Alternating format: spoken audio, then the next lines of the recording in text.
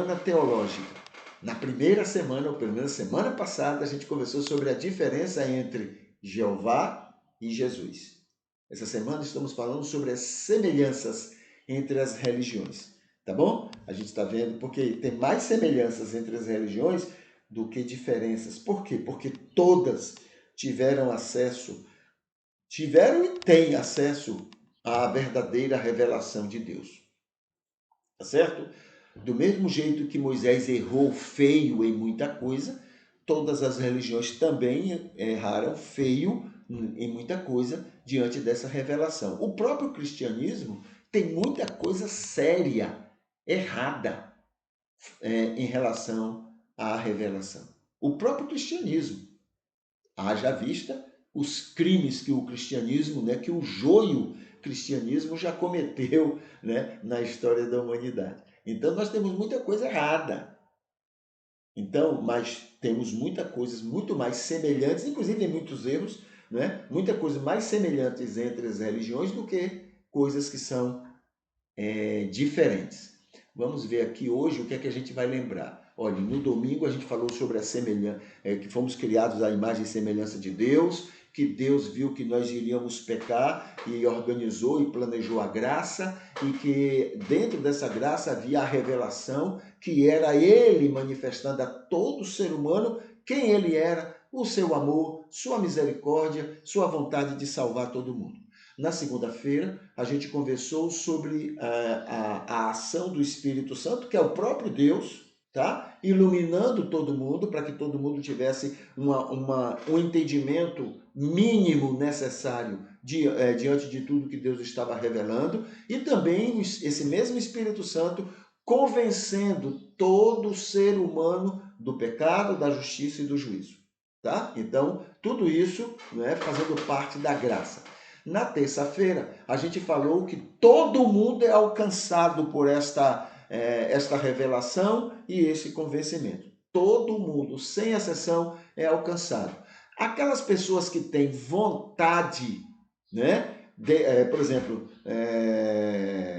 deixa eu já os três. Então, diante da revelação de Deus e do convencimento, há três tipos de pessoas. Existem aqueles que querem mudar. Não, deixa eu começar pelo outro. Existem aqueles que não querem mudar. Estão empurrando, dizendo, não quero mudar, deixa aí, depois eu mudo e tal. Esses são os indiferentes. Depois tem o grupo que quer mudar, tá? Deseja mudar, mas quer mudar do seu jeito. Ele não quer a ajuda do Espírito, ele quer mudar do jeito dele. Então, esses são o joio. E tem aqueles que querem mudar, mas percebem que eles não conseguem mudar corretamente, aí permitem que o Espírito faça essa mudança na vida deles. Esse é o trigo, tá? Essa é a mudança verdadeira, paulatina e verdadeira, tá bom? Esse é o terceiro grupo. Na quarta-feira, a gente então viu que diante dessas respostas, indiferença, somente a vontade, e também aqueles que além da vontade querem dão permissão, esses então, cada um desenvolve a sua religiosidade. Todo mundo produz alguma religiosidade. É o que é chamado também pelas pessoas de espiritualidade, Até o ateu.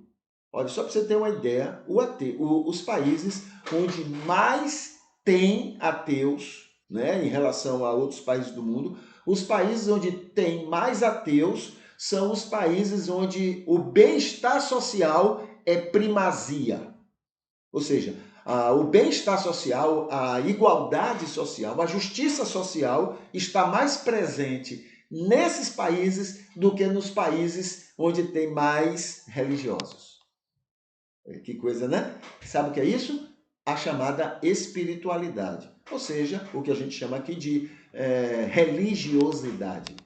A pessoa não quer saber de um Deus que é divulgado por tanta gente, mas lá dentro ele está vivendo a religiosidade dele, que muitas vezes para os outros é uma religiosidade contra Deus, contra não sei o quê, porque cada um julga, faz o que quer, Mas cada um tem sua maneira, de então responder a essa a essa revelação de Deus e a esse convencimento do Espírito, tá bom? Essa é a religiosidade, e então tem, a partir da religiosidade, então tem o trigo, que é uma ovelha, e o joio, tá? São religiosidades bem interessantes. E na quinta-feira conversamos sobre a conversão, santificação e bênçãos, ou seja, falamos que o Espírito convence, né? E que o Espírito, então, converte, transforma essa pessoa, né, numa nova criatura, e também falamos da santificação, que é um processo. É quando a pessoa, depois de convertida, o Espírito agora vai dirigir, guiar essa pessoa para que cada vez mais ela esteja parecida com Jesus. Isso é a santificação, tá bom? E por isso ele vai ser mais bênção e vai ser mais abençoado, claro, né? É óbvio. Hoje a gente lembra, por exemplo, o seguinte: judaísmo, cristianismo, antes e fora. Veja só. Com todo este amor de Deus para com todas as pessoas, em todos os tempos, sua graça pela ação do Espírito Santo amou, respeitou, alcançou, abençoou, convenceu todas as pessoas sem exceção. Sem exceção. E para quem quis mudança com Deus e permitiu a ajuda do Espírito, ele operou conversão, mudança realmente da natureza da pessoa, e santificação em todos os tempos, dentro e fora do judaísmo, dentro e fora do cristianismo e de outras religiões. Cada religião vai botar um nome, uma nomenclatura diferente, vai explicar de uma maneira diferente, mas é a mesma experiência. Aqueles que querem realmente uma mudança, né, diante da divindade que acredita, ele quer uma mudança e permite que a divindade de alguma forma venha trabalhar seu coração, esse é uma nova criatura e passa pela conversão, né? Realmente é transformado a sua natureza, qualquer religião. E aí, a partir daí, agora ele entra num processo para parecer cada vez mais com o que agrada à divindade. É um processo, não é? Cada vez mais ele vai sendo melhorado, aperfeiçoado e cada vez mais fica parecendo com aquilo que Deus quer, que é o que Jesus foi, tá bom? Cada religião vai ter sua maneira de explicar isso, não é? Não é o importante, não é a explicação, mas o importante é a ação, é o que Deus faz. E para ele fazer, não precisa que a pessoa entenda, não precisa que aquela religião compreenda. É preciso apenas que a pessoa reconheça que está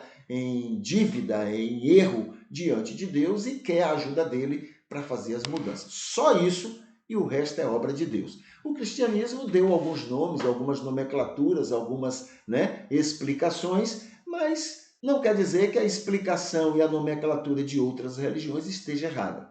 Cada um explicou do seu jeito, falando sobre a mesma coisa.